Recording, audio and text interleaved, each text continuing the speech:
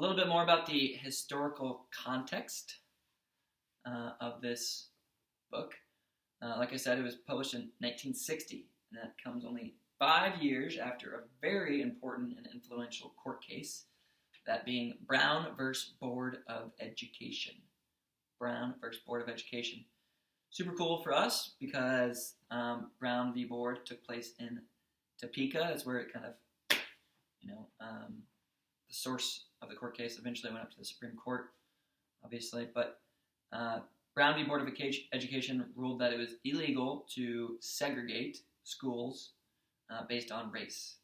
So before this time, there were schools for black, schools for whites, and you could have schools for all sorts of other races as well. But it became illegal to, disallow, I guess, someone to come to your school based on their race. So it was a great time in the 1960s to reflect back maybe on how far we've come as a country. And Harper Lee did this by talking about a time of intense discrimination, which was the 1930s.